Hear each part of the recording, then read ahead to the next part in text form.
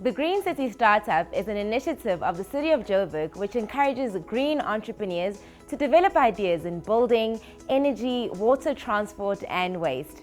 This is the Green City Startup Show.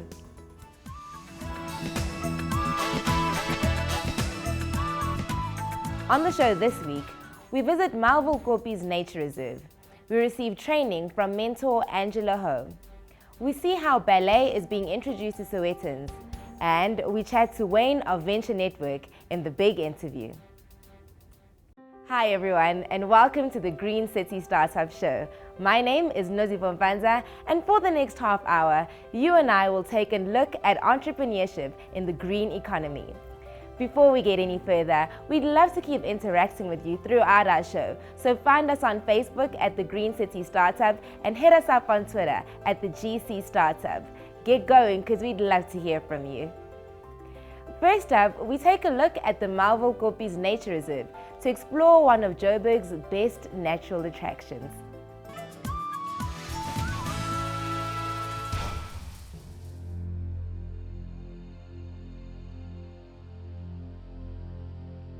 Melville Kopi's has been a nature reserve since 1959.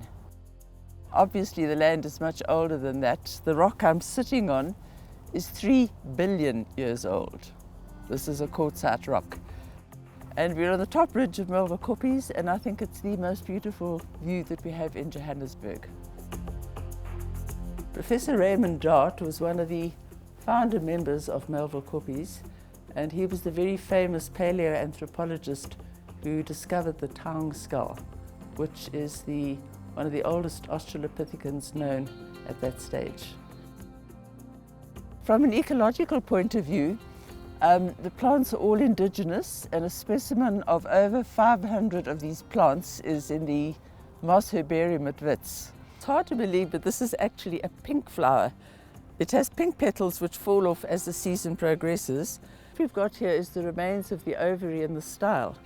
Then as the season progresses, it gets more and more fluffy. It looks a bit like Donald Trump's wig or a Maltese poodle, and they're actually quite beautiful. So it's a clematopsis. Okay, this is the Paranari capensis, the underground tree, and its name is lovely. It's Paranari, which means it's actually paranoid. To protect itself from fire and frost and drought and grazing, the whole tree has gone underground. This tree is over 1,000 years old, unique to Africa. And then what we have in the Kopis are protea trees. Our national flower is the protea, and the proteas that we have here are the Protea caphra, the summer flowering proteas.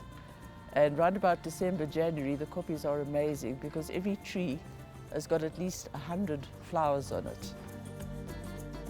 As regards the archaeological history, Melville Kopi's has got layers of history. Tools from Australopithecines have been found here. There's also traces of Iron Age man who was here once, and we have an original Iron Age furnace dated at 500 years old. Amazing. Before the Iron Age people, we had Bushmen who moved through here. They were the hunter-gatherers, and we have found their tools as well. Then modern history, we've got the people who prospected for gold, the Geldenaces. These are the two brothers who prospected for gold at Melville Kopi's. Lo and his wife was Emerentia, and this is their home, which is a heritage site. And Franz, whose wife was Judith, and the land that we're standing on now was Franz's land. Marks Park was Franz's home. They prospected where we saw the blast holes, but fortunately the gold wasn't payable, so Melville Kopi's is not a mine dump. Volunteers have been involved in Melville Kopi's since 1959. And once you get involved in a place like this, you become totally passionate. I've been fortunate to be able to work here for the past 19 years. What I do is the conservation, and we have 3 full-time workers who the volunteers employ to help me. And what we do is we remove alien vegetation, and then that gives the indigenous vegetation a chance. Well, it takes away the competition. Then what we also do as volunteers, we do guided walks for the public. where on Sundays we tell people about the flora, the fauna, the history, the geology, archaeology.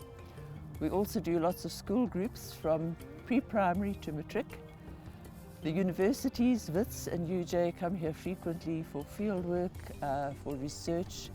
So this little section we've got of 50 hectares in Johannesburg is an amazing outdoor classroom and a research laboratory for the universities. And we're extremely privileged to be able to have that. And I feel very privileged to work here in this beautiful place. At the moment, it's a Johannesburg heritage site. I would like to see the tradition that we have started continue, more involvement from the community. I think we've got a very good recipe here, which I would like to see continuing. God made this beautiful place. It's a natural place. In the stressful world that we live in today, it's a beautiful place for people to come and relax and enjoy it. I really enjoy working here. When people say, why do you work here? Well, I get tremendous joy out of working in this beautiful place. And it's a privilege to be able to work here and to contribute and to give back what I've got from our beautiful country. And I would love to share this with the public.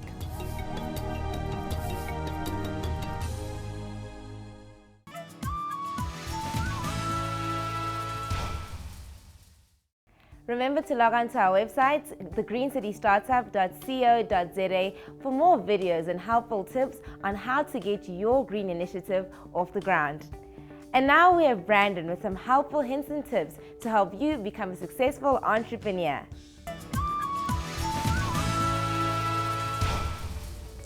Engaging and networking with other entrepreneurs often leads to long-term business relationships. However, it tends to be a daunting task for some. So I found these guidelines on how to become a great conversationalist by Verbalisti. Let's check them out. Firstly, be genuinely interested, both in the person and in what they have to say. Aim to learn more about them in the conversation through listening and acknowledging, as opposed to just being impatient to get your point across. Secondly, respect. Don't impose, criticize, or judge. It's important to respect others' space and the right to their views. The beauty of connecting with someone is to learn about how they think. So why engage with them in the first place if you're not going to hear them out? Next, be true to yourself. Don't mimic for the sake of continuing the conversation. Be prepared to share your own thoughts. After all, knowledge share is what it's all about. Finally, ask purposeful questions. Remember, meaningful questions elicit meaningful answers. Questions like, what drives you? What are your current goals, and what inspired you to make this change? So in short, be genuinely interested, respect others' views, be true to yourself, and ask purposeful questions. That's all for hints and tips. Remember, you can find more on our social media pages. On Facebook, it's The Green City Startup, and on Twitter, @TheGC Engage with us, we're looking forward to it. Until next time, remember, keep focused.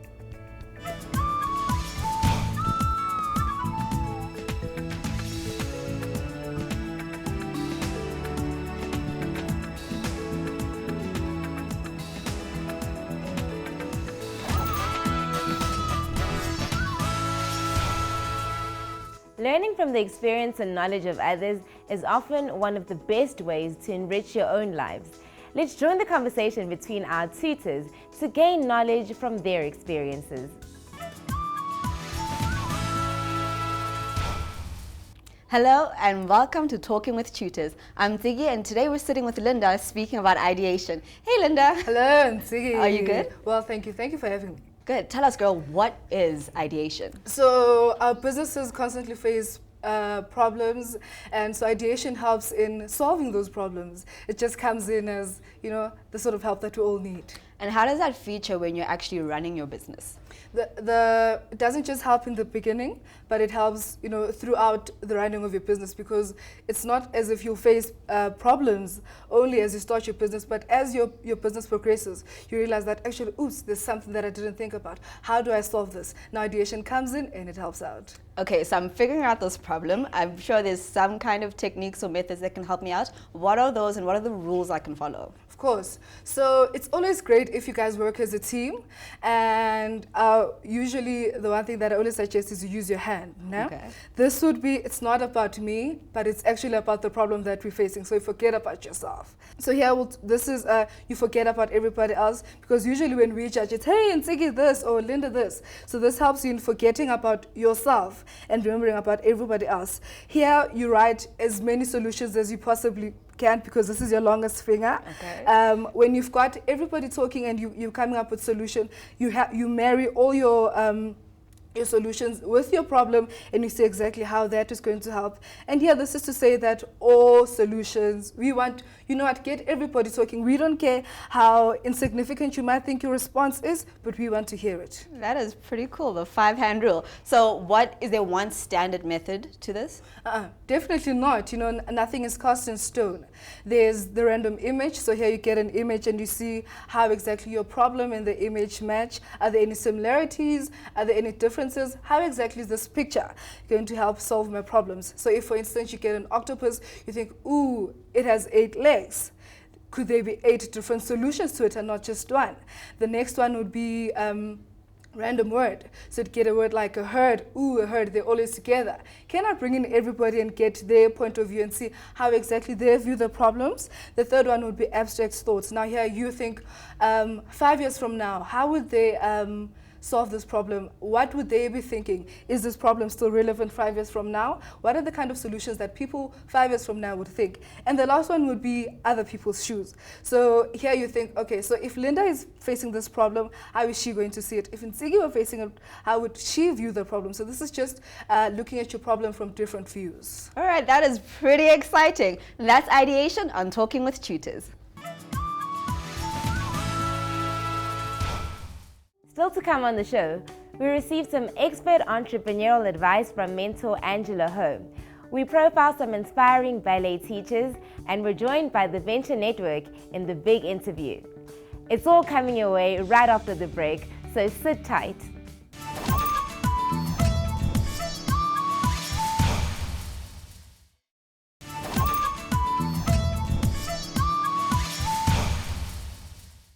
And welcome back to the Green City Startup Show. Remember to keep in touch with us through our social media pages, simply the Green City Startup on Facebook or at the GC Startup on Twitter. Next, business mentor Angela Ho gives us some expert entrepreneurial advice. Hi, I'm Angela Ho, and it's my privilege to be your mentor. In this short tutorial, I'm going to discuss 3 concepts based on the human-centered design. Your business idea should stand the following 3 tests. The feasibility test. Understand if your idea can be executed. It needs to be practical and doable. You can come up with many great ideas. However, if the technology, resources or knowledge is not there to do it, then you need to go back to the drawing board. Relook how it can be accomplished. This does not mean that your idea is no good. It may just mean that the timing is not right. When reviewing feasibility, also remember to include identifying any logistical issues. Are your distances practical? Do you have the labor or skills to do it? Are there any legal barriers?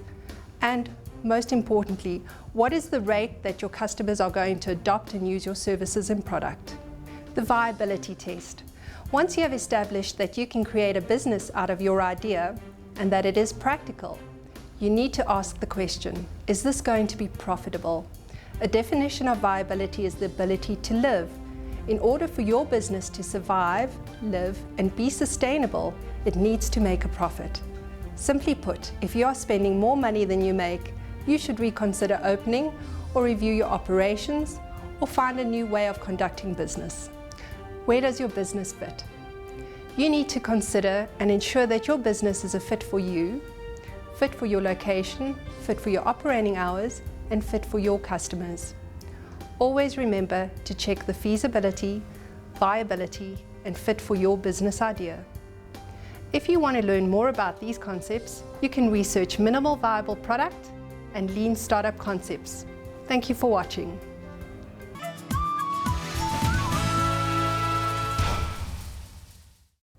In this week's feature, we look at the discipline and art of ballet as we venture into Soweto to see how dance is being used to empower the community. We have been hosting international ballet competitions for the last 9 years in South Africa. And over the last 9 years, we have been unhappy with the fact that we have not had enough of a transformation in the entries from South Africa. We have been very fortunate with many entries from South Africa, many entries from around the world, but not enough black dancers from South Africa. And so I took the decision that we needed to train more black dancers in South Africa. But for many years we've been running development programs in many townships around South Africa, and we have not been getting still the results that we've wanted. So this is the next step in trying to train teachers who live in the townships, to create work for them, and to therefore hopefully find the super talented kids, many more people. So we have a network now of teachers going into the townships and each one of them training their own students, and therefore we will be able to find many more talented kids that we can then put into an accelerated program.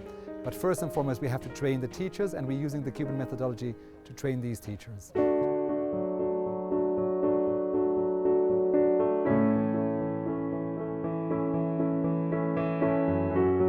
When I go through stress, so to say, I dance, I sort it out, and by the time I leave that dance room, I'm another person. I've got new thoughts. When I first trained ballet, I wasn't trained as a ballet to be trained to perform ballet, but I was trained ballet in class as a skill to be able to help me forward as a performer as well and as a choreographer. I chose ballet dancing. I found it very unique, and I love the music. I like the technicality. I like the professionalism that comes with it.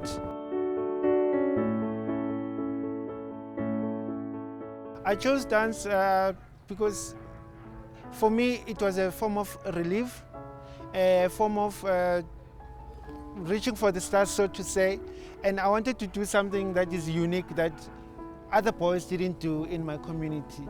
And with that, and I've learned so many things out of it, like a discipline that comes with it, time management, the health reasons that comes with it. There's so much history that needs to be revealed and unpacked through dance. My involvement with this program is for starters, is to go back to the basics. Cuban methodology, for an example, I've seen Cuban dancers overseas and around here in South Africa. I've seen how the Cuban dancers present themselves when they perform. And with that, it made me curious how they do it. With that, it made me want to learn, and is another way of planting back to my community. I currently live in Gauteng, and so I took the decision to launch the program in Joburg, in Soweto, Ennerdale, Ekurhuleni, Randfontein. But we've already had so much interest from the rest of the country, people asking us to please spread the program, and so we are working very hard on achieving that, on making sure that we get the teachers trained from all over South Africa. I'm hoping that by the end of the year we'll have 100 teachers trained by our program, and at the end of 3 years I'm hoping that we'll have 1,000 teachers. At the end of each year, each of the teachers will receive a certificate recognized by the Ministry of Culture and the National Ballet School of Cuba, and at the end of their 5-year training they will receive a diploma to be teachers in the Cuban methodology. This method is good in such a sense that it came at the right time when I was focusing a lot on the children, and so for me I liked it because it's very detailed. And what I like about Maria is that she's very patient with us as well. So you, as everybody will see, that you sit in there as a student, literally you're a child, and sometimes it can be very difficult. But when you enter the class, you are an empty vessel completely. So one has to be very open-minded. So it's very clean, and it's very good because it's meant for the kids. The benefit that I see, it's a vision that which will be a legacy, because I'm in my mid-years where I feel young, like a younger person, like from the age of 4 till whatever age, that whatever skills that I have, I can impart to them. It's a very free and open program, and people understand within this program. And I would like to invite more teachers also to come into the program. Let us not sit with our kids inside our studios and teaching them dance and teaching them how to point. And I mean, I know that people are skilled in pointing, but you know, in dance, mean to say. But they could come into the course and they will learn how to go into a pattern. It's very different when you teach a kid than when you teach someone who's already had experience before. So this program gives you that open range, that variety to be able to receive. I say to the young people, dancing is a form of reaching out and escaping from lots of things that are in our communities that we face, number one. So when we've got something to do as a young person, and besides it's an enrichment to you as a person. I'm hoping to achieve great entries for the South African International Ballet Competition from this particular program. I'm hoping to make classical ballet part of the daily culture of all South Africans and making it accessible to all South Africans. And that's really the aim of this program.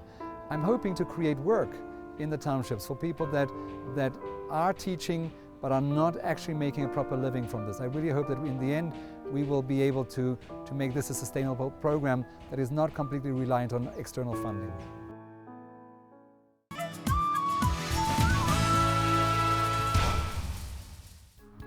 Catch more of our interesting features on our website, TheGreenCityStartup.co.za.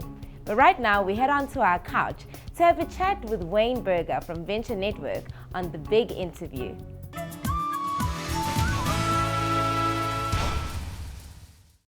In studio, we have an entrepreneur from the Venture Network. His name is Wayne, and he will be giving us tips and tricks on entrepreneurship. Wayne, with the Venture Network, bringing different startups together, different companies together in the same space. When starting that space or creating that space, what main resources did you need? Well, I'd say initially you definitely need like-minded people. So people that think the same as you, that want to achieve the same goal as you. And when I met Abu and we got talking, it was obvious that we really wanted to change the Johannesburg startup ecosystem. So I'd say first and foremost is like-minded people. It's very hard to do everything by yourself. And then, you know, if you can get one person, you can maybe get two people and word of mouth, maybe you can get 4.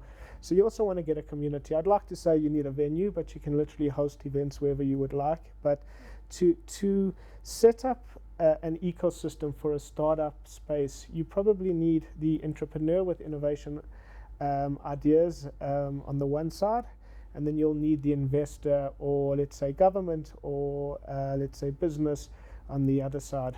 And generally there are a lot of co-working spaces that are coming out where you can, you know, find like a desk and you can work with other people, you know. And I would probably say that if you can find a co-working space close to you, that's a good start in terms of, you know, setting up some sort of ecosystem to push both your ideas, other ideas, and find investors good opportunities to invest in. How have you guys used social media as a tool? Social media is a very effective tool for us. We have a Facebook page, a Twitter handle, and even at our events we like to show the feeds relating to our event. Social media helps you expand your message to people that you may not think are listening. For instance, we have an investor coming to our next event, and he has been following Venture Network on social media, following us and following the videos. We make videos, the videos that we've been dropping on Facebook and YouTube and that sort of stuff. And he said, well, he's finally going to come to one of our events. Now we've had already 7 events, and he hasn't been to any, but he's looking to invest, and hopefully he'll find a nice investment opportunity at our next event. So in summary, social media can be very effective and very cost effective to use.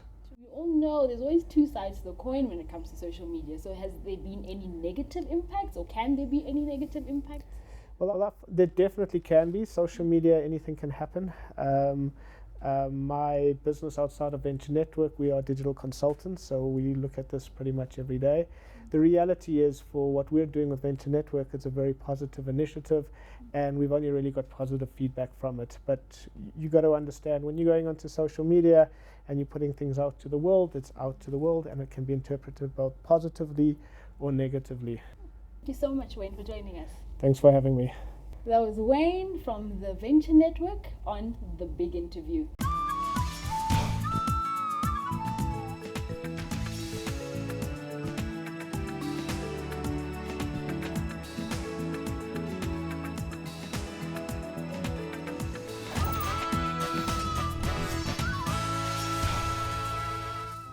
Next week on The Green City Startup, we keep you entertained with yet another feature. There's more hints and tips on how to be a successful entrepreneur, and we listen to the story of yet another inspiring entrepreneur in The Big Interview. Until then, stay in touch with us through our social media pages, and remember, the best way to begin your entrepreneurial journey is just to get started. That's where we leave things for now this week. From myself and the GCS team, thanks for watching. Goodbye.